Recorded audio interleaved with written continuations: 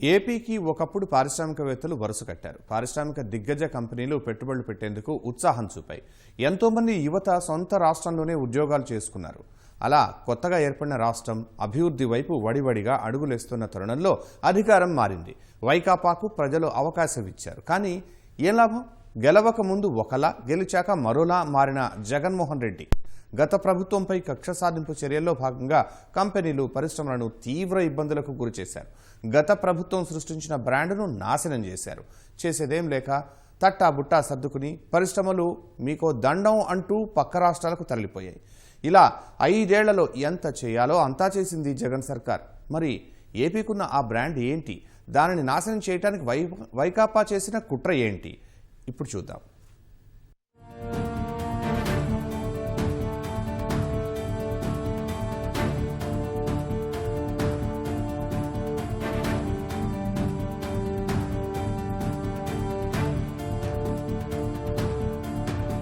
తెలంగాణ పేరు చెబితే pharma, IT, Tamil Nadu అంటే ఆటోమొబైల్ పరిశ్రమలు, ఇలా ఒక్కో రాష్ట్రం ఒక్కో తరహా పరిశ్రమలకు ప్రసిద్ధి.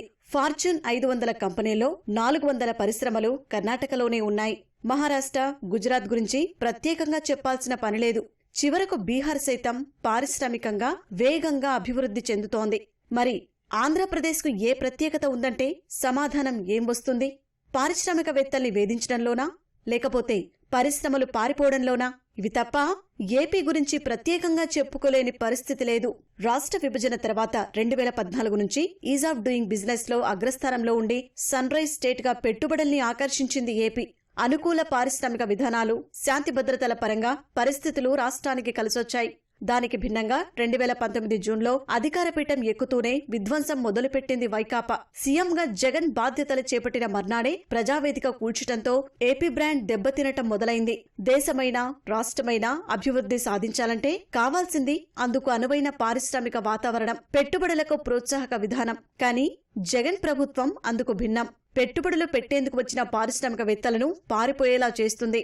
అసంబద్ధమైన పారిశ్రామిక విధానం, నిర్ణయాలతో వైకాపా ప్రభుత్వం రాష్ట్ర పారిశ్రామిక రంగాన్ని దారుణంగా బలిచేసింది. అరాచక పాలనతో ఏపీ బ్రాండ్నే దెబ్బతీసింది. ఏపీ అంటేనే పారిశ్రామికవేత్తలకు బీపీ తెప్పించే విధంగా తయారైంది జగన్ ప్రభుత్వం.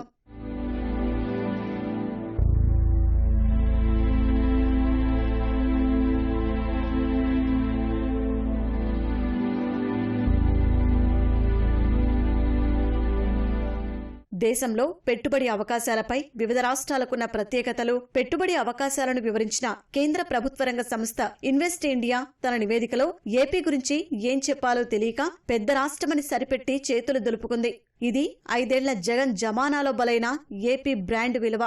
ఏదైనా రాష్ట్రానికి పెట్టుబడులు రావాలంటే ఖచ్చితంగా బ్రాండ్ వాల్యూ ఉండాలి. ప్రభుత్వంపై విశ్వసనీయత ఆధారంగా ఆ విలువ పెరుగుతుంది. కానీ పారిశ్రామికవేత్తలను వేధించడమే ఏపీ బ్రాండ్ వాల్యూగా మార్చేసింది జగన్ సర్కార్.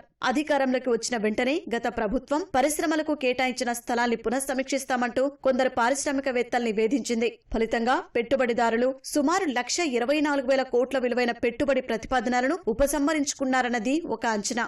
జగన్ సర్కార్ రాకతో అమరావతిలో నిర్మాణాలను ఎక్కడికక్కడ నిలిపివేశారు.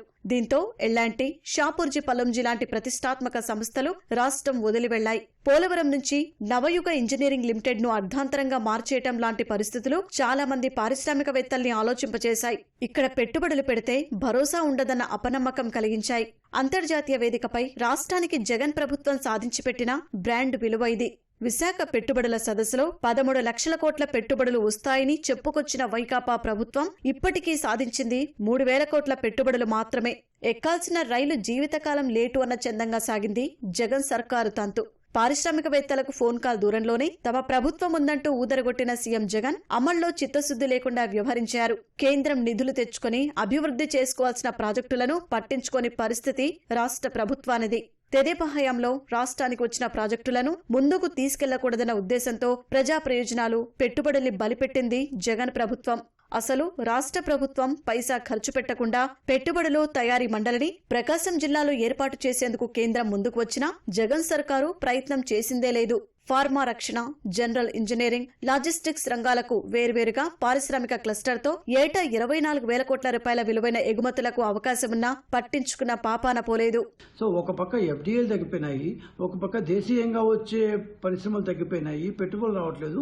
ఇంకో పక్క ఉన్న పరిశ్రమలు చెప్పాను, ఇందాక నేను చెప్పిన లిస్టులో ఉన్నట్టు దాదాపు ఇంకొక 30-40 కంపెనీలు అదే లిస్టులో ఉన్నాయి.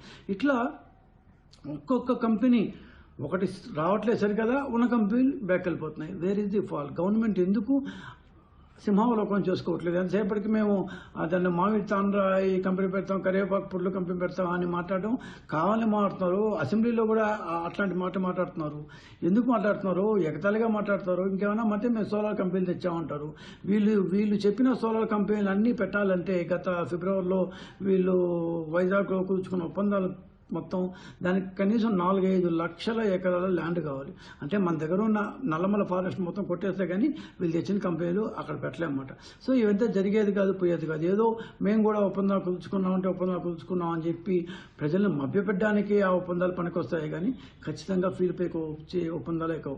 సూక్ష్మ, చిన్న, మధ్య తరహా పరిశ్రమల ఏర్పాటు కోసం గత ప్రభుత్వ హయాంలో కృష్ణా జిల్లా మల్లవల్లి పారిశ్రామిక వాడ ఏర్పాటు చేయగా వైకాపా ప్రభుత్వం దానిపై కూడా విధ్వంస రాజకీయాలు చేసింది. గత ప్రభుత్వ హయాంలో పారిశ్రామిక యూనిట్లు నెలకొల్పేందుకు ఎకరా 16.5 లక్షలకే కేటాయించింది. ఫలితంగా అశోక్ లేలాండ్, స్పిన్టెక్ లాంటి సంస్థలు యూనిట్లు ఏర్పాటు చేశాయి. కానీ వైకాపా ప్రభుత్వం అధికారంలోకి వచ్చాక ఎకరా ధరను 89.5 లక్షలకు పెంచింది. ఆ మేరకు చెల్లింపులు చేయకపోతే పరిశ్రమల భూ కేటాయింపులు రద్దు చేస్తామని నోటీసులు ఇచ్చారు. దీంతో యూనిట్లను నిర్మించుకున్న కొందరు పారిశ్రామికవేత్తలు చేసేది లేక అప్పులు చేసి మరీ భూమి ధరను చెల్లించగా మిగిలిన చిన్న పారిశ్రామికవేత్తలు అంత ధర చెల్లించలేక రిజిస్ట్రేషన్ రద్దు చేసేందుకు దరఖాస్తులు చేయటం పరిస్థితికి అద్దం పడుతోంది. ఈ 5 ఏళ్లలో మల్లవల్లి పారిశ్రామిక వాడలో ఒక్క పరిశ్రమ కూడా ఏర్పాటు కాలేదు. పెట్టుబడులు పెట్టేందుకు ముందుకు వచ్చే వారికి రాయితీలిచ్చేందుకు దేశంలో వివిధ రాష్ట్ర ప్రభుత్వాలు పోటీ పడుతుంటాయి. సులువుగా అనుమతులివ్వడంతో పాటు ఇబ్బందులు ఎదురైనా ఆదుకుంటామని, ప్రోత్సాహకాలు ఇస్తామని హామీలిచ్చి ఎర్రతివాచి వేయటం సహజం.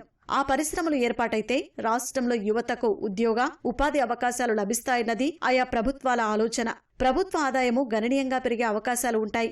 కానీ ఘనత వహించిన జగన్ ప్రభుత్వం పెట్టుబడిదారుల్ని రాష్ట్రానికి ఆహ్వానించే మాట దేవుడెరుగు. హామీ ఇచ్చిన వారికి రాయితీలు ఇవ్వకపోవటం సరికదా, ఇచ్చినప్పుడే తీసుకోవాలంటూ జీవో ఇచ్చింది. పారిశ్రామిక రాయితీలుగా 2 ఏళ్లకు 2,400 కోట్లను విడుదల చేయాల్సి ఉన్నా పైసా కూడా చెల్లించలేదు. 5 ఏళ్లుగా రాష్ట్రంలో ఆహార శుద్ధి పరిశ్రమలకు రాయితీలు ఇవ్వాల్సి ఉన్నా ప్రభుత్వం పట్టించుకున్న పాపాన పోలేదు.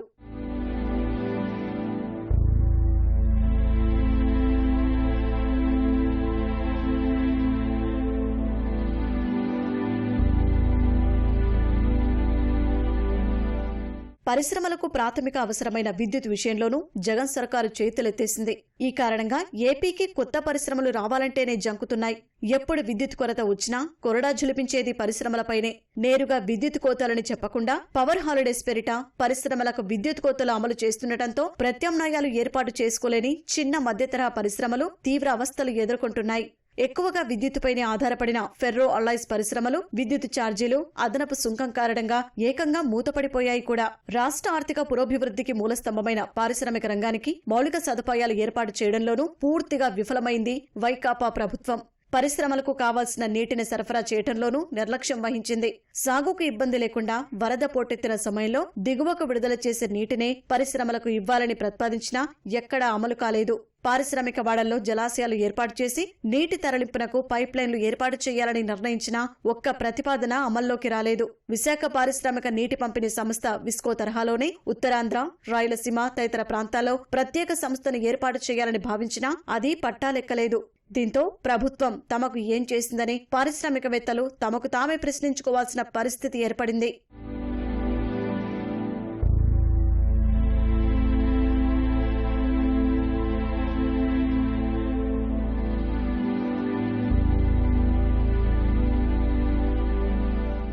రాష్ట్రంలో ఉన్న ప్రతి పరిశ్రమ 75% మేర ఉద్యోగాలు స్థానిక యువతకే ఇవ్వాలంటూ ప్రభుత్వం తీసుకువచ్చిన విధానం పారిశ్రామికవేత్తలను పునరాలోచించుకునేలా చేసిందన్న వాదన కూడా ఉంది.